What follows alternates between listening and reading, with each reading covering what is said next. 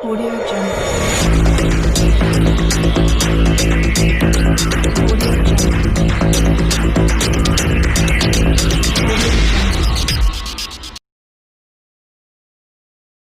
अगला जो रासायनिक परिवर्तन हम देखने वाले हैं वो बहुत ही सामान्य रासायनिक परिवर्तन है जिसे आप सब बच्चे रोज लगभग देखते हो। वो क्या है? लोहे में जंग लगना। लोहे में जो जंग लगने की प्रक्रिया है उसे हम कहते हैं संक्षारण। संक्षारण जो है वो किस प्रकार होता है? लोहे में लोहा जो है जब पानी और वायु के संपर्क में आता है तो उसमें जंग लगने की प्रक्रिया शुरू हो जाती है। जंग जो है किस तरह का पदार्थ होता है? हल्का भूरे रंग का पदार्थ होता है। आइए हम देखते हैं कि जंग और शुद्ध लोहे में क्या फर्क होता है। आप देख सकते हो कि मेरे पास यहाँ एक कील है। इसका रंग आपको दिखाई दे रहा है, लोहे की कील है, तो ये बहुत शुद्ध है। अभी ये पानी और वायु के संपर्क में नहीं आई। लेकिन यहाँ गार्डन में देखो, हमने एक स्टैंड जो देखा, यहाँ पर गमले पड़े हैं, स्टैंड है, यहाँ पानी के संपर्क में भी आ रहा है ये स्टैंड और वायु के संपर्क में भी आ रहा है। तो ये देखो इस पर किस प्रकार एक भूरी सी परत चढ़ गई है। इसे हम जंग कहते हैं। और इसके साथ आप ये भी देख सकते हो कि इस पे पेंट भी हुआ है। जहाँ जहाँ से पेंट हट गया वहाँ तो हमें जंग दिखाई दे रही है, लेकिन जहाँ पर पेंट हुआ है वो स्थान जो है वो जंग से सुरक्षित होता है। तो पेंट करके हम लोहे को जंग लगने से बचा सकते हैं। तो आपने देखा कि जंग कैसे लगती है। लोहा Fe, अभी थोड़ी देर पहले भी मैंने आपको बताया था कि ये लोहे का प्रतीक चिन्ह है। जब ये वायु के संपर्क में आता है और जल के संपर्क में, ये क्या है? ऑक्सीजन, वायु का घटक है ये, और जल के संपर्क में आता है तो आयरन ऑक्साइड बनता है। इसे हम Fe2O3 लिखते हैं। इसका नाम क्या है? आयरन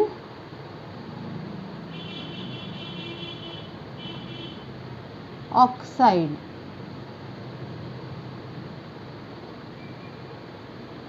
इसे ही हम हिंदी में जंग कहते हैं। और जब लोहे पे जंग लग जाती है तो हम कहते हैं कि वो संक्षारित हो गया। जंग लगना, संक्षारण, संक्षारित, इनका मतलब क्या है? जंग लगना। इससे बहुत अधिक हमें जो है व्यावसायिक रूप से हानि होती है, क्योंकि आप जानते ही हैं कि बहुत सारी चीज़ें जो हैं वो लोहे से बनी होती हैं। तो हम कैसे बचा सकते हैं चीज़ों को जंग लगने से? ये भी एक बहुत ही इम्पॉर्टेंट क्वेश्चन है। तो सबसे पहला और आसान उपाय जो हम कर सकते हैं जंग लगने से बचाने के लिए, वो क्या है? पेंट करना। हम चीज़ों को पेंट कर देते हैं, लोहे की चीज़ों को, जिससे कि उनमें उनका वायु और जल से संपर्क जो है वो कट जाता है और जंग नहीं लगता। दूसरा जो तरीका है, हम इन पर दो धातुएं मुख्य रूप से जो हम इस्तेमाल करते हैं वो हैं क्रोमियम और जिंक। इन दोनों में से किसी भी धातु की परत चढ़ा देते हैं। क्रोमियम या जिंक की परत चढ़ा देते हैं। क्रोमियम जो धातु है इसकी परत जो है हम चढ़ाते हैं कैसे? विद्युत लेपन की प्रक्रिया से। विद्युत लेपन की प्रक्रिया से। आपने देखा होगा कि साइकिल के हैंडल, आपकी जो साइकिल है उसके हैंडल, हमारे जो गैस के बर्नर हैं, गैस का बर्नर, या हमारे घर में जो नल लगे हुए होते हैं वो आपको कैसे दिखाई देते हैं? जैसे स्टील के बने हों, लेकिन उनमें क्या होता है कि लोहे के ऊपर इस धातु की, क्रोमियम की परत चढ़ा देते हैं। किसका इस्तेमाल करके? विद्युत का, अर्थात बिजली का। तो इससे वो जंग लगने से बच जाते हैं। आपने कई बार ये देखा भी होगा, अगर साइकिल में कहीं खरोंच लग जाए तो नीचे आपको लोहे की परत दिखाई देती है। दूसरा तरीका यह है कि जिंक धातु की परत लोहे पर चढ़ा दी जाती है। अब जिंक धातु की परत चढ़ाने का एक पर्टिकुलर नाम है, जिसे हम क्या कहते हैं? यशद लेपन। यशद लेपन, आपने ये नाम याद रखना है।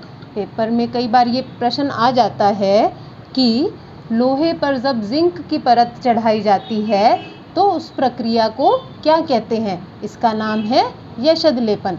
इसे हम इंग्लिश में गैल्वेनाइजेशन भी कहते हैं। Galvanisation, NISATION। कभी कभी इस नाम से भी पेपर में पूछ लिया जाता है। हिंदी में हम इसे कैसे लिखेंगे? नाइजेशन। आपको नाम पूरी तरह से ये याद होने चाहिए ताकि पेपर में किसी भी रूप में आ जाए, चाहे उसको यशद लेपन लिखें चाहे गैल्वेनाइजेशन लिखें, आप उसको बता सकें कि जब लोहे पर जिंक की परत चढ़ाई जाती है तो उस प्रक्रिया का नाम क्या है? यशद लेपन। आपने अपने घर में स्टील के बर्तन भी देखे होंगे। अब स्टील में लेकिन जंग नहीं लगता, क्योंकि स्टील में मुख्य पदार्थ तो लोहा ही है, लेकिन उसमें और भी चीज़ें मिला दी जाती हैं, जैसे क्रोमियम, निकल, इसको हम निकेल कहते हैं। ये सब क्या हैं? धातुएं। और मैंगनीज। इन सभी धातुओं का मिश्रण जो है हमारा क्या है? Stainless steel. इनसे मिलने के बाद स्टील में जंग नहीं लगता।